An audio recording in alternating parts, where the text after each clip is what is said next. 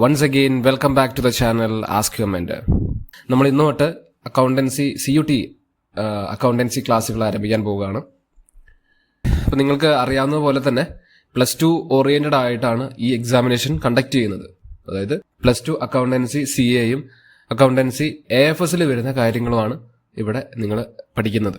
Okay, ആ complete topics ആണ് ഇവിടെ വരുന്നത്. പാർട്ട്ണർഷിപ്പുമായിട്ട് ബന്ധപ്പെട്ട ടോപ്പിക്സും കമ്പ്യൂട്ടറൈസ്ഡ് അക്കൗണ്ടിംഗ് ആയിട്ട് ബന്ധപ്പെട്ട ടോപ്പിക്സും അതേപോലെ തന്നെ financial statement, analysis of financial സ്റ്റേറ്റ്മെന്റുമായിട്ട് ബന്ധപ്പെട്ട കാര്യങ്ങളാണ് CUT അക്കൗണ്ടൻസിയിൽ ചോദിക്കുക. ഓക്കെ, അപ്പോൾ +2 അക്കൗണ്ടൻസിയിലാണ് നിങ്ങൾക്ക് തറോ നോളജ് വേണ്ട എന്നുള്ളത് ആലോചിക്കാം. ഓക്കെ, നമ്മൾ ഇന്ന് ഫസ്റ്റ് ചാപ്റ്റർ ആരംഭിക്കാൻ പോവുകയാണ്. First chapter topics are meaning of partnership deed, partners capital account, profit and loss appropriation account, past adjustment, guarantee of profits. These are the topics which we can see in the first chapter of partnership. That means fundamentals of partnership firm. Okay, not wasting much time, let's get started. Moving to the first topic, that is meaning of partnership. Partnership in the meaning. What is the meaning of partnership? നമുക്ക് എല്ലാവർക്കും അറിയാവുന്ന ഒരു definition: relationship between individuals who agree to share the profit of a business carried on by all or any of them acting for all. രണ്ടോ അതിലധികമോ. Okay, ഒരു partnership തുടങ്ങണമെങ്കിൽ എത്ര പേര് വേണം?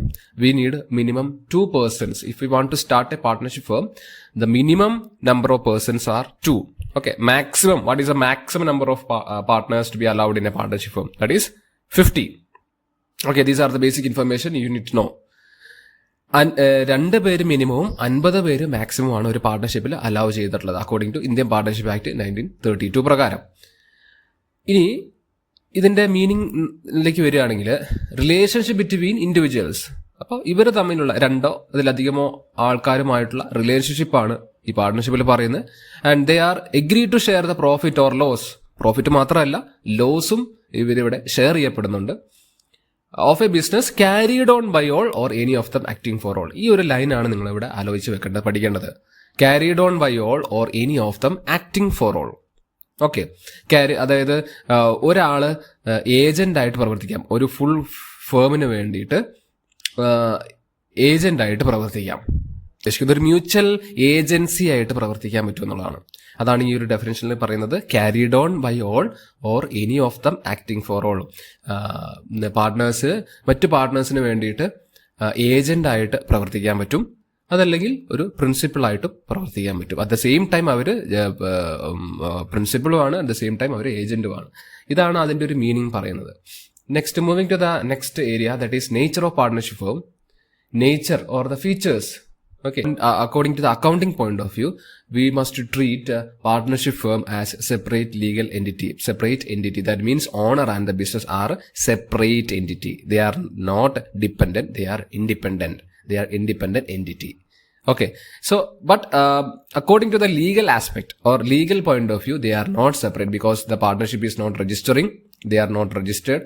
If the firm is not registering, they will not have separate legal entity. According to the legal point of view. Legal point of വ്യൂല് നമ്മൾ ലോപരമായിട്ട് ചിന്തിച്ചു കഴിഞ്ഞാൽ, നിയമപരമായിട്ട് ചിന്തിച്ചു കഴിഞ്ഞാൽ പാർട്ട്ണർഷിപ്പ് എന്താണ്, സെപ്പറേറ്റ് ലീഗൽ എൻറ്റിറ്റി ഇല്ല.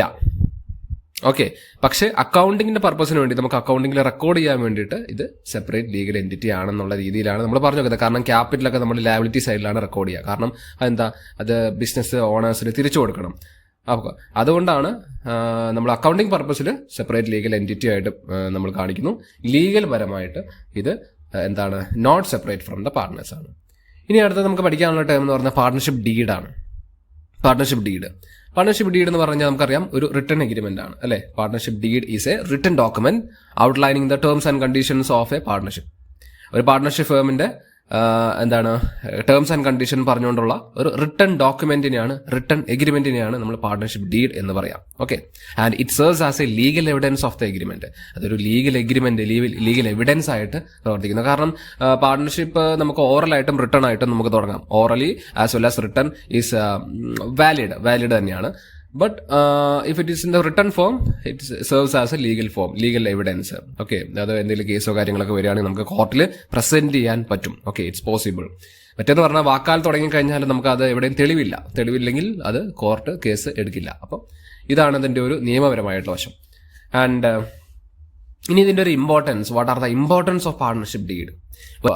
While registration of the deed is optional, having a written deed helps in several ways: facilitating resolution of disputes over partnership terms, act as a legal evidence, clarifies right, duties, liabilities of each partner. ഡീഡിന്റെ registration എന്ന് പറയുന്നത് optional ആണ്. അതുകൊണ്ട് തന്നെ partnership deed നമുക്ക് പല രീതിയിൽ നമുക്ക് സഹായകരമാകും. ഓക്കെ, അതൊരു എന്താ പറയുക, facilitates resolution of disputes over partnership terms. നമുക്ക് അതായത് എന്തെങ്കിലും ഡിസ്പ്യൂട്ടോ കോൺഫ്ലിക്റ്റുകളൊക്കെ വരികയാണെങ്കിൽ, ഞാൻ പറഞ്ഞല്ലോ, നമുക്ക് കോടതി കേസുകളൊക്കെ പോയി കഴിഞ്ഞാൽ ഇത് തെളിവ് വേണം. അപ്പം ഈ പ്രശ്നങ്ങളൊക്കെ പരിഹരിക്കാൻ ഈ തെളിവ് വളരെ നല്ലതാണ്. അതൊരു റിട്ടൺ ഡോക്യുമെന്റിൽ എഴുതി തയ്യാറാക്കുന്നത് വളരെ നല്ലതാണ്. And it act as a legal evidence and also it clarifies the right, duties and liabilities of each partner. അപ്പോൾ വാക്കാലൊക്കെ തുടങ്ങി കഴിഞ്ഞാൽ, ഇത് സ്ഥാപനമൊക്കെ തുടങ്ങി കഴിഞ്ഞാൽ ഓരോരുത്തരുടെ റൈറ്റ്, ഡ്യൂട്ടീസ്, റെസ്പോൺസിബിലിറ്റീസ് ഒക്കെ അവർ മറക്കും. ഓക്കെ, പോസിബിൾ ആണ്, കാരണം ഹ്യൂമൻസ് ആണ്. അപ്പോൾ അതൊന്ന് എഴുതി തയ്യാറാക്കി കഴിഞ്ഞാൽ അത് ഇടയ്ക്കിടയ്ക്ക് അവരെ ഓർമ്മിപ്പിക്കാനും സാധിക്കും. ഓക്കെ, ഇത് പറഞ്ഞിട്ടില്ല, ഇത് എനിക്കല്ല എന്നൊന്നും പറഞ്ഞ് ഒഴിയാൻ പറ്റില്ല. അപ്പോൾ ഇതെല്ലാം ഒരു വ്യക്തത വരുത്തും. അവരുടെ ഓരോരുത്തരുടെ പാർട്ട്നേഴ്സിനുള്ള റൈറ്റ്സ് എന്തൊക്കെയാണ്, what are the duties and what are the liabilities of each partner. It's clarifies everything. Okay, അപ്പോൾ ഇത്രയാണ് ഇമ്പോർട്ടൻസ് ഓഫ് പാർട്ണർഷിപ്പ് ഡീഡ് എന്ന് പറയുന്നത്. ഇനി എൻ്റെ കണ്ടൻസ് ഒക്കെ നിങ്ങളൊന്ന് ഓർത്ത് വെക്കുക. എന്തൊക്കെയായിരുന്നു? Name of the firm, name and address of the partners, interest on capital if any എന്നുള്ളത് തുടങ്ങിയിട്ട് ഒരു 10-12 ഡീഡ് കണ്ടൻസ് നിങ്ങളൊന്ന് ഓർത്തിരിക്കുക. നമുക്കിത് +2 നമുക്ക് പഠിക്കാനുള്ള കാര്യങ്ങളാണല്ലോ. ഓക്കെ, നമുക്കിതിൽ ഈ എക്സാമിനേഷൻ ഓറിയൻറ്റഡ് ആയിട്ടുള്ള ക്ലാസ്സുകളാണ് ഇവിടെ പ്രൊവൈഡ് ചെയ്യുന്നത്. കംപ്ലീറ്റ് +2 അല്ല. എക്സാമിനേഷനിൽ നിങ്ങൾക്ക് വേണ്ട ഇമ്പോർട്ടൻറ്റ് ടോപ്പിക്സ് മാത്രമാണ് നമ്മളിവിടെ ഡിസ്കസ് ചെയ്ത് പോകുന്നത്. ഇനി ഇതിൻ്റെ പ്രൊവിഷൻസ് ആണ്. ഈ ഡീഡിലെ എന്തെങ്കിലും കാര്യങ്ങൾ പറയാതിരുന്നു കഴിഞ്ഞാൽ, in the absence of deed, what are the provisions in the absence of deed? ഡീഡിൽ എന്തെങ്കിലും കാര്യങ്ങൾ പറയാതിരുന്നു കഴിഞ്ഞാൽ എന്തൊക്കെ പ്രൊവിഷൻസ് ആണ്? ഓക്കെ, എന്തൊക്കെ പ്രൊവിഷൻസ് ആണ് ഉള്ളത്? ഓക്കെ, ഒന്നാമത്തെ കാര്യം എന്ന് പറയുന്നത് പ്രോഫിറ്റ് ഷെയറിങ്ങിൻ്റെ കേസിലാണ്. പ്രോഫിറ്റ് ഷെയറിങ്ങിൻ്റെ കേസിൽ നമ്മൾ ഡീഡിനകത്ത് ഒന്നും പ്രസ്താവിക്കുന്നില്ല എങ്കിൽ അത് ഈക്വലി ഷെയർ ചെയ്യുന്നതാണ്. ഓക്കെ, ഡീഡിൽ ചിലപ്പോൾ 2:1 എന്നോ 1:2:3 എന്നോ ഒക്കെ ആൾക്കാരനുസരിച്ച് അതിൻ്റെ റേഷ്യോ പറഞ്ഞിട്ടുണ്ടാവണം. ഇനി അങ്ങനെ പറഞ്ഞിട്ടില്ലെങ്കിൽ അത് ഈക്വലി 3 പേരാണെങ്കിൽ 1:1:1, അത് 2 പേരാണെങ്കിൽ 1:1 ഷെയർ ചെയ്യപ്പെടണം. ഇനി ഇൻട്രസ്റ്റ് ഓൺ ക്യാപിറ്റൽ ആണെങ്കിൽ നോട്ട് അലൗഡ്. അത് ഡീഡിൽ പറഞ്ഞിട്ടില്ലെങ്കിൽ അത് കൊടുക്കേണ്ട ആവശ്യമില്ല. നോട്ട് അലൗഡ്, നോ ആണ്. ഇൻട്രസ്റ്റ് ഓൺ ഡ്രോയിങ്സും പറഞ്ഞിട്ടില്ലെങ്കിൽ no need to be charged. Okay, അത് കൊടുക്കേണ്ട, not allowed. Interest on loan അത് ഡീഡിൽ പറഞ്ഞിട്ടില്ലെങ്കിൽ 6% പെർ ആനം ആണ്.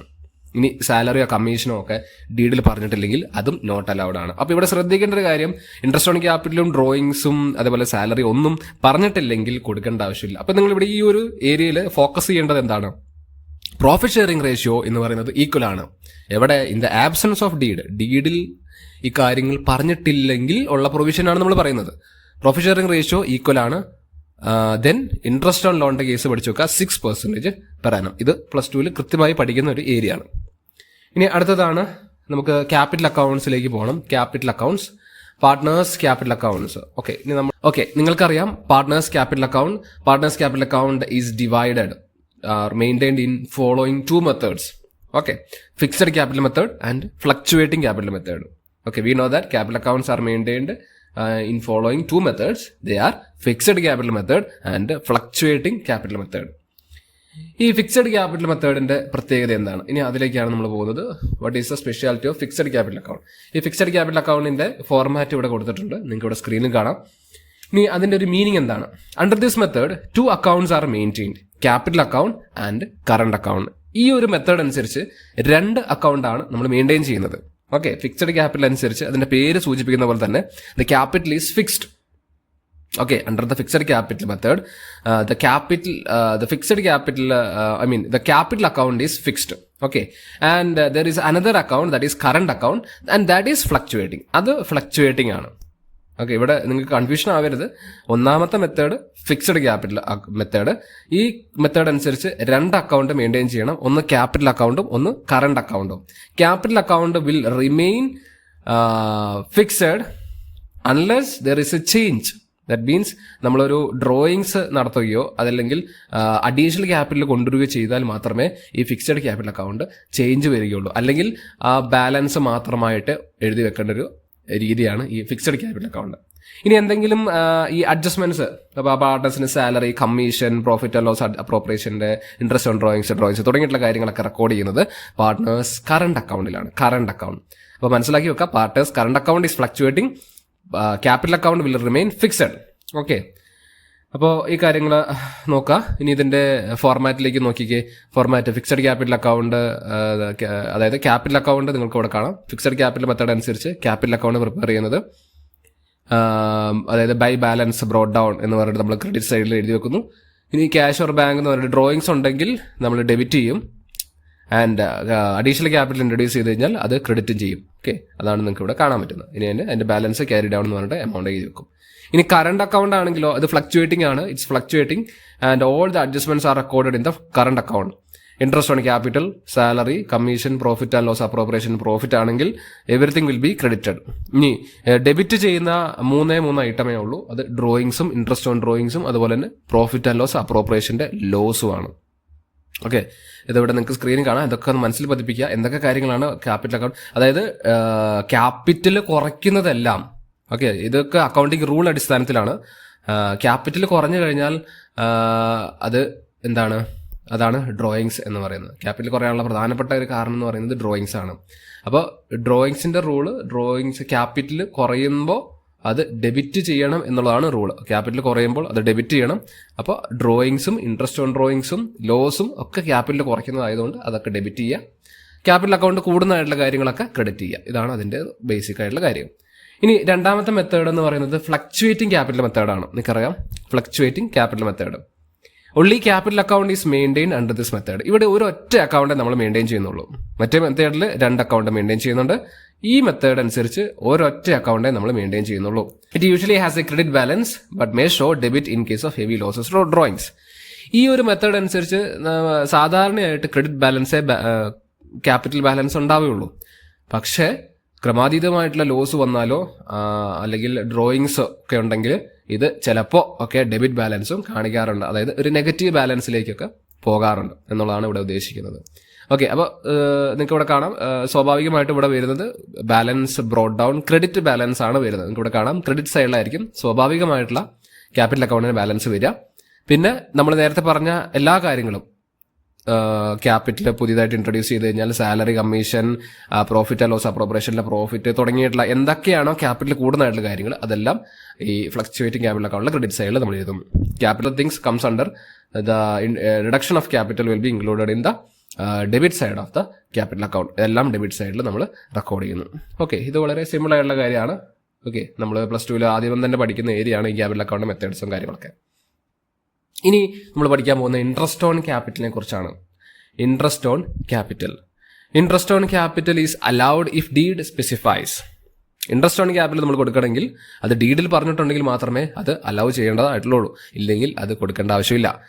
And not allowed in the case of loss. Generally it is not allowed in the case of loss. Company loss ആണെങ്കിൽ ഇത് allow ചെയ്യേണ്ട ആവശ്യവും വരുന്നില്ല. Interest on drawings it is charged if deed specifies. ഇതും അതുപോലെ തന്നെയാണ്. അതായത് ഇൻട്രസ്റ്റ് ഓൺ ക്യാപിറ്റലിന്റെ പോലെ തന്നെയാണ് ഇൻട്രസ്റ്റ് ഓൺ ഡ്രോയിങ്സും. It may be allowed if the deed specifies. ഡീഡിൽ പറഞ്ഞിട്ടുണ്ടെങ്കിൽ മാത്രമേ ഇൻട്രസ്റ്റ് ഓൺ ഡ്രോയിങ്സ് കൊടുക്കേണ്ടതായിട്ടുള്ളൂ. ആൻഡ് ഇത് 2 മെത്തേഡിലുണ്ട്. ഇൻട്രസ്റ്റ് ഓൺ ഡ്രോയിങ്സ് കണ്ടുപിടിക്കുന്നത് 2 നമുക്ക് മെത്തേഡ് എന്ന് പറയാം. It is charged only if specifies in the deed. If the drawings date is unspecified then chargeable for 6 months. ഇപ്പൊ ഇനി നമുക്ക് ക്വസ്റ്റ്യനിൽ ഡ്രോയിങ്സിന്റെ ഡേറ്റ് തന്നിട്ടില്ലെങ്കിൽ അത് 6 മാസത്തിലാണ് നമ്മൾ കാൽക്കുലേറ്റ് ചെയ്യുക. 1 വർഷത്തിലേക്കല്ല, 6 മാസത്തിലേക്കാണ് നമ്മൾ കാൽക്കുലേറ്റ് ചെയ്യുക എന്നുള്ളത് ഓർത്തിരിക്കുക. ഡീഡിൽ ഡേറ്റ് അൺസ്പെസിഫൈഡ് ആണെങ്കിൽ then chargeable for 6 months only. ഇനി നമുക്ക് റെഗുലർ ഡ്രോയിങ്സ് ഉണ്ട്, ഇറഗുലർ ഡ്രോയിങ്സ് ഉണ്ടാവും. അതായത് സ്ഥിരമായിട്ട് നമ്മൾ പിൻവലിക്കുന്നുണ്ടെങ്കിൽ അതിനൊരു ഇക്വേഷൻ ഉണ്ട്. ഇറഗുലർ ഡ്രോയിങ്സ് ആണെങ്കിൽ അതിന് 2 മെത്തേഡും ഉണ്ട്. ഓക്കെ, ഫോർ റെഗുലർ ഡ്രോയിങ്സ് അതിന്റെ ഇക്വേഷൻ എന്തായിരുന്നു? ഇൻട്രസ്റ്റ് ഓൺ ഡ്രോയിങ്സ് കണ്ടുപിടിക്കുന്നത് എങ്ങനെയായിരുന്നു? Amount of drawings into rate into average period divided by 12. Okay, അല്ലെങ്കിൽ മന്ത്സ് റിമൈനിങ് ഡിവൈഡ് ബൈ 12. ഇതായിരുന്നു അതിന്റെ ഒരു ഇക്വേഷൻ. എത്രയാണോ ഡ്രോയിങ്സ് അത് into rate into months divided by 12. Months remaining എത്ര മാസം തീരാനുണ്ട് അത് ഡിവൈഡ് ബൈ 12 ആണ് റെഗുലർ ഡ്രോയിങ്സിന്റെ കേസിൽ നമ്മൾ ഇക്വേഷൻ എടുക്കുന്നത്. ഇനി ഇറഗുലർ ഡ്രോയിങ്സ് ആണെങ്കിൽ അത് 2 മെത്തേഡിൽ നമുക്ക് സോൾവ് ചെയ്യാം. സിമ്പിൾ മെത്തേഡും ഉണ്ട്, പ്രൊഡക്റ്റ് മെത്തേഡും ഉണ്ട്. ഓക്കെ, സിമ്പിൾ മെത്തേഡ് എന്ന് പറഞ്ഞാൽ amount of drawings into rate into months remaining by 12. നമ്മൾ നേരത്തെ പറഞ്ഞ ആ ഇക്വേഷൻ തന്നെ. ഇനി പ്രൊഡക്റ്റ് മെത്തേഡ് ആണെങ്കിലോ rate of total of products into rate into 1/12 ആണ് പ്രൊഡക്റ്റ് മെത്തേഡ് വളരെ ഇമ്പോർട്ടന്റ് ആയിട്ടുള്ള ഒരു മെത്തേഡാണ് പ്രൊഡക്റ്റ് മെത്തേഡ്. ഏതെങ്കിലും ഏരിയയിൽ നിങ്ങൾക്ക് ഡീറ്റെയിൽസ് കൂടുതൽ കാര്യങ്ങൾ അറിയണമെന്നുണ്ടെങ്കിൽ ഒന്ന് കമന്റ് ചെയ്താൽ മതി. ആ ഏരിയ നമുക്ക് കോൺസെൻട്രേറ്റ് ചെയ്ത് അതിന്റെ പ്രോബ്ലംസ് ഒക്കെ ചെയ്ത് പഠിക്കാവുന്നതേ ഉള്ളൂ. ഓക്കെ, അപ്പോൾ അതാണ് പ്രൊഡക്റ്റ് മെത്തേഡ്. നിങ്ങൾ +2 പഠിച്ച കാര്യം തന്നെയാണ്, സെയിം. ഓക്കെ, ഇതാണ് ഏരിയ. ഇനി അടുത്തത് salary and commission to partner. Salary ഈ പറഞ്ഞ പോലെ തന്നെ ഡീഡിൽ പറഞ്ഞിട്ടുണ്ടെങ്കിൽ മാത്രം കൊടുത്താൽ മതി. Allowed if agreed and calculated before and after profit. Okay, അത് ആഫ്റ്റർ ചാർജിങ് സച്ച് കമ്മീഷൻ ഉണ്ട്, ബിഫോർ ചാർജിങ് സച്ച് കമ്മീഷൻ ഉണ്ട്. അത് നിങ്ങൾക്കറിയാം. അത് മാനേജേഴ്സ് കമ്മീഷൻ എന്ന് പറഞ്ഞ ഏരിയയിൽ നിങ്ങൾ ഒരു ഇക്വേഷൻ പഠിച്ചിട്ടുണ്ടാവും. Net profit before commission into rate of commission divide by 100 എന്നുള്ള ഒരു ഇക്വേഷൻ പഠിച്ചിട്ടുണ്ടാവും. അത് ബിഫോർ ചാർജിങ് സച്ച് കമ്മീഷൻ ആണെങ്കിൽ.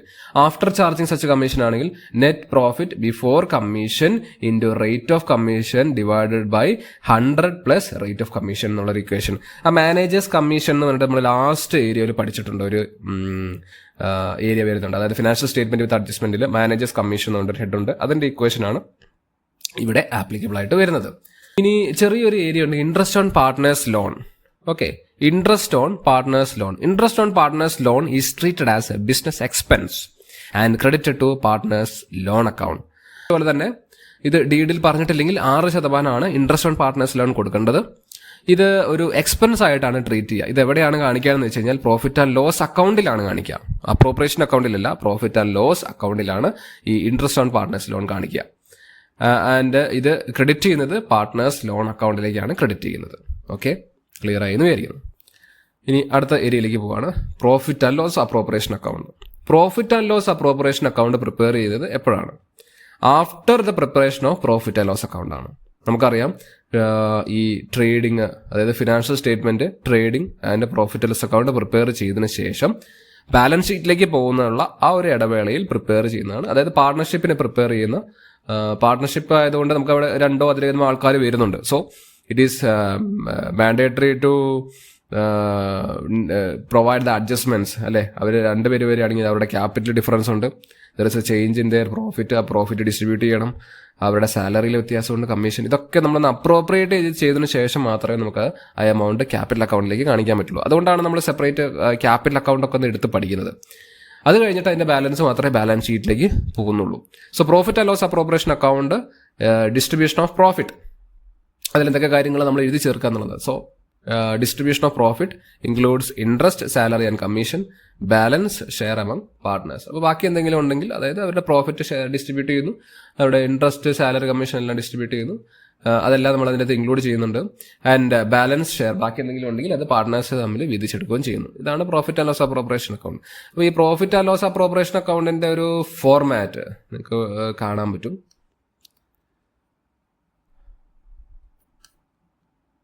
ഓക്കെ, ഇതാണ് പ്രോഫിറ്റ് ആൻഡ് ലോസ് അപ്രോപ്രിയേഷൻ അക്കൗണ്ടിന്റെ ഒരു format. Profit and loss appropriation account for the year ended, ഇതൊന്ന് പഠിച്ചു വെക്കാം. ഓക്കെ, ഇമ്പോർട്ടൻ്റ് ആണ് അപ്രോപ്രിയേഷൻ അക്കൗണ്ട്. ആൻഡ് ഇവിടെ നമ്മൾ നെറ്റ് പ്രോഫിറ്റ് കാണിക്കുന്നുണ്ടോ? ഇവിടെ നെറ്റ് പ്രോഫിറ്റ് ക്രെഡിറ്റ് സൈഡിൽ പ്രോഫിറ്റ് ലോസ് അക്കൗണ്ടിൽ നമുക്ക് വരുന്ന ബാക്കി, അതാണ് നെറ്റ് പ്രോഫിറ്റ്.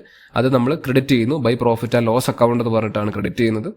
അതിനുശേഷം എന്തൊക്കെയാണോ ബിസിനസിന്റെ വരുമാനം, ഓക്കെ, ഇതൊരു നോമിനൽ അക്കൗണ്ട് ആണ്, എക്സ്പെൻസ് എല്ലാം ഡെബിറ്റ് ചെയ്യുന്നു, ഇൻകം എല്ലാം ക്രെഡിറ്റ് ചെയ്യുന്നു. ഓക്കെ, ആ ഒരു റൂൾ മനസ്സിലുണ്ടാവണം. ഇത് ഫേമിന്റെ പോയിന്റ് ഓഫ് വ്യൂ ആണ് നമ്മൾ ഈ profit and loss appropriation account prepare ചെയ്യുക. So interest on drawings is treated as income to the firm. So അത് നമ്മൾ ഇൻകം സൈഡിൽ, അതായത് ക്രെഡിറ്റ് സൈഡിൽ കാണിക്കണം. അതുകൊണ്ടാണ് നമ്മൾ ഇൻട്രസ്റ്റ് ഓൺ ഡ്രോയിങ്സ് ഇവിടെ എഴുതിയിരിക്കുന്നത്. ഓക്കെ, ഇനി പല കുട്ടികളും വരുത്തുന്ന മിസ്റ്റേക്ക് എന്ന് പറയുന്നത് പ്രോഫിറ്റ് ആൻഡ് ലോസ് അപ്രോപ്രിയേഷൻ അക്കൗണ്ടിൽ നമ്മൾ ഡ്രോയിങ്സും ക്യാപിറ്റലൊക്കെ വിചാരിക്കും. ഓക്കെ, അത് എന്താണ്, അത് ക്യാപിറ്റൽ നേച്ചറുള്ളതാണ്. ഈ ഡ്രോയിങ്സും ക്യാപിറ്റലൊക്കെ ക്യാപിറ്റൽ നേച്ചറുള്ളൊരു കാര്യമാണ്. അതൊരു റവന്യൂ നേച്ചറിലുള്ള ഈ പ്രോഫിറ്റ് ആൻഡ് ലോസ് അപ്രോപ്രിയേഷൻ അക്കൗണ്ടിലേക്ക് നമുക്ക് കൊണ്ടുവരേണ്ട ആവശ്യമില്ല. ഓക്കെ, അപ്പോൾ ഇവിടെ റിക്കറിംഗ് ആയിട്ടുള്ള കാര്യങ്ങൾ നമ്മൾ എഴുതി വെച്ചാൽ മതി. ഓക്കെ, ഇവിടെ എക്സ്പെൻസും ഈ സൈഡ് ഇൻകവുമാണ്. ഇൻട്രസ്റ്റ് ഓൺ ഡ്രോയിങ്സും ഇൻട്രസ്റ്റ് ഓൺ ക്യാപിറ്റൽ മാത്രമേ വരുള്ളൂ. അതല്ലാതെ ക്യാപിറ്റലോ ഡ്രോയിങ്സോ ഒന്നും ഇതിൽ കൊണ്ട് എഴുതി വെക്കരുത്. To partners salary, to partners commission, reserve ഉണ്ടെങ്കിൽ എഴുതാം. ഇതെല്ലാം കാണിച്ചതിന് ശേഷം നമ്മൾ എന്ത് ചെയ്യുന്നു, അത് ബാലൻസ് ചെയ്തിട്ട് ഓരോരുത്തരുടെ ക്യാപിറ്റൽ അക്കൗണ്ടിലേക്കോ കറണ്ട് അക്കൗണ്ടിലേക്കോ എമൗണ്ട് ട്രാൻസ്ഫർ ചെയ്യാണ് ചെയ്യുന്നത്. ഇതാണ് ഇതിൻ്റെ ഒരു ഫോർമാറ്റ്. ഓക്കെ, മനസ്സിലായി എന്ന് വിചാരിക്കുന്നു.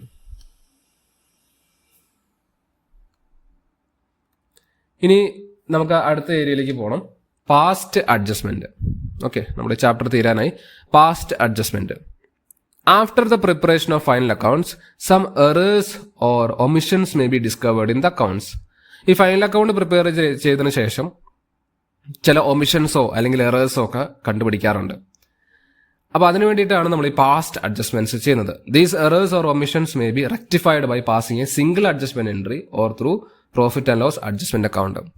അപ്പോൾ ഒന്നെങ്കിൽ ഇങ്ങനെയുള്ള മിസ്റ്റേക്കുകളെല്ലാം ഒരു അഡ്ജസ്റ്റ്മെന്റ് എൻട്രിയിലൂടെ നമുക്ക് തിരുത്താൻ പറ്റും. അതല്ലെങ്കിൽ നമ്മൾ profit and loss adjustment account prepare ചെയ്തിട്ടാണ് ചെയ്യുന്നത്. നമുക്കറിയാം +2 നമ്മൾ പഠിച്ചിരിക്കുന്നത് ഈ അഡ്ജസ്റ്റ്മെന്റ് അക്കൗണ്ട് പ്രിപ്പയർ ചെയ്തിട്ടാണ് ഈ പാസ്റ്റ് അഡ്ജസ്റ്റ്മെന്റ് ഒക്കെ നമ്മൾ റെക്ടിഫൈ ചെയ്യുന്നത്. ഒരു അഡ്ജസ്റ്റ്മെന്റ് എൻട്രി പാസ് ചെയ്തിട്ട് അല്ലെങ്കിൽ ഈ profit and loss adjustment account prepare ചെയ്യും. അപ്പോൾ ഈ profit and loss adjustment account നമ്മൾ പിന്നെയും പഠിക്കുന്നുണ്ട്.